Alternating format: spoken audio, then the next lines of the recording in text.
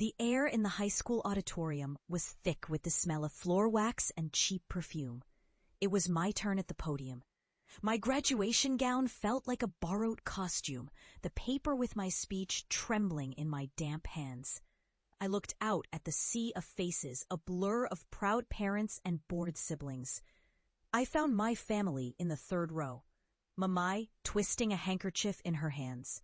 Papai, his arms crossed, his face a stoic mask I'd spent my life trying to decipher. And Tio Marcos, his mechanic's hands scrubbed clean for the occasion, resting on his knees. He gave me a small, encouraging nod. He thought he knew what I was going to say. "We stand here today," I began, my voice cracking before finding its footing, "on a bridge between what we were and what we will be." I went through the expected pleasantries, thanking the teachers, congratulating my classmates. Then I took a deep breath. This was the moment. Some of us will be doctors, engineers, lawyers, building the future of our city, block by block. And I am proud to stand with you. But my path is different. I looked directly at my father. "I am going to be a dancer." A confused murmur rippled through the crowd. Dancing was for carnival, for parties. It wasn't a job. It wasn't a future. "Not just a dancer," I pushed on, my voice rising with a passion that felt foreign and loud in that stuffy room. "A choreographer. I want to tell stories with movement, to create something that speaks when words fail. I believe that art, that dance, is as essential as the bridges we build and the laws we write. It is the language of the soul." He was gesturing for the next student to come up, a placid smile on his face as if my time had simply, naturally run out. But I knew, everyone knew. A few snickers broke out in the back rows. I saw a classmate whisper to another, covering his mouth. My gaze fell back on my family. Mamai was looking down at her lap, her face flushed. Papai hadn't moved, his expression unchanged, but I knew that stony silence. It was worse than anger. It was disappointment solidified. Tio Marcos was no longer nodding. He was shaking his head, a slow, sad gesture of pity. The humiliation was a physical thing, a hot weight pressing down on my chest, making it hard to breathe. I walked off the stage, the flimsy scroll of my diploma feeling like a worthless prop in my hand. The party at our house afterwards was a wake. Relatives ate coxinha and drank guaraná, patting me on the shoulder with a false brightness that was more insulting than their silence. Tio Marcos pulled me aside onto the small veranda, the sounds of the bustling São Paulo street rising up around us. "Listen, Leo," he said, his voice gentle, trying to be kind. "It's a nice dream, a hobby, but a man needs a trade, something real. I can get you a spot at the garage. You're good with your hands. You could be a great mechanic." "It's not a hobby, Tio." "What is it then? You prance on a stage? Who pays for that? This is not Europe. This is Brazil. We work, we build, we provide. Your father, he is not angry. He is worried. He wants you to have a good life, a stable life." I looked past him, at the city lights painting the low-hanging clouds orange.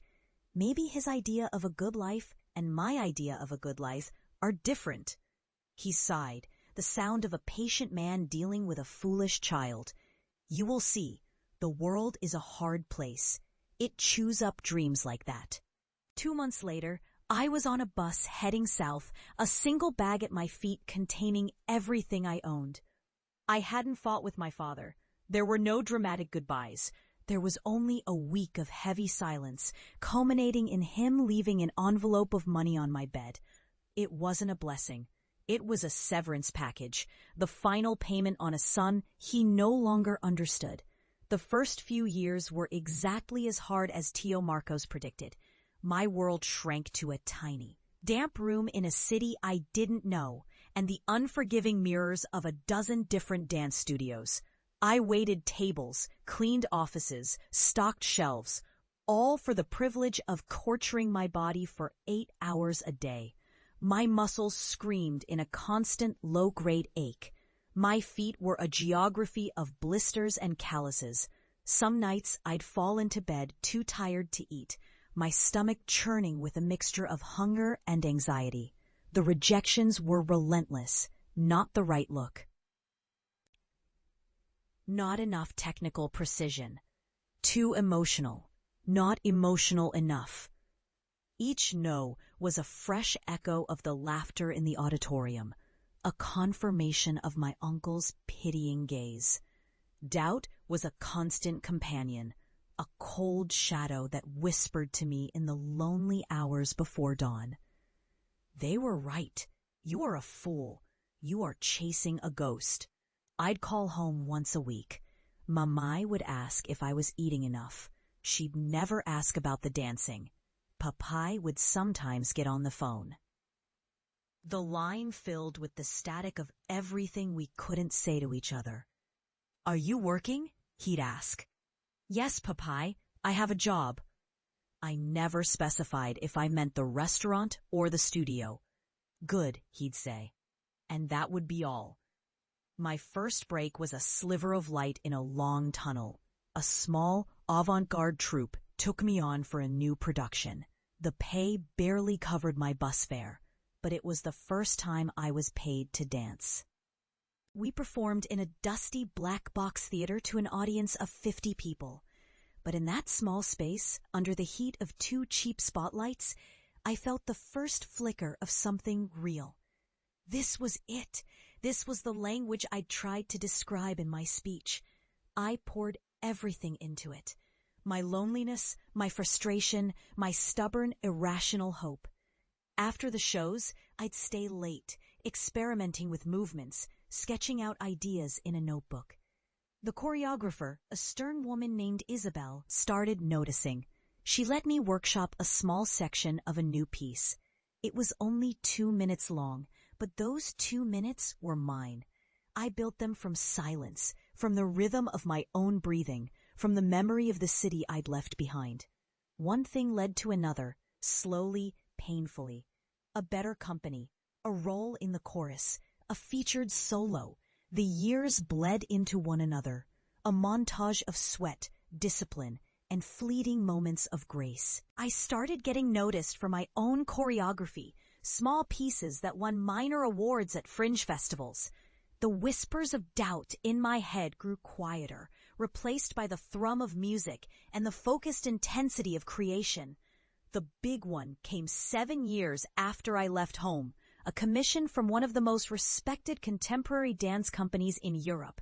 They wanted me to create a full-length 90-minute ballet. It was the kind of opportunity I had only allowed myself to imagine in my most secret dreams. I worked for a year, pouring every ounce of my life into it. The humiliation, the struggle, the homesickness, the love for the art that had cost me so much. The premiere was in Berlin. It was a success. The critics used words I never thought would be attached to my name. Visionary, profound, a powerful new voice in choreography. The news traveled home. But it was like a story from another planet, an article in a newspaper, a mention on a blog.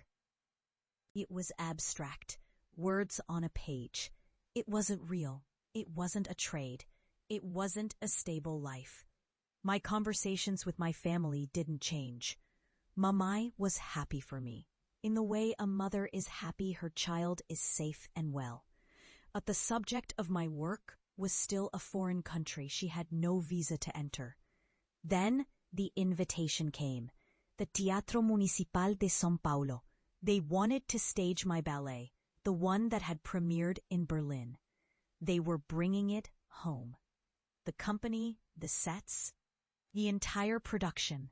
And me. I spent more money than I should have on the tickets.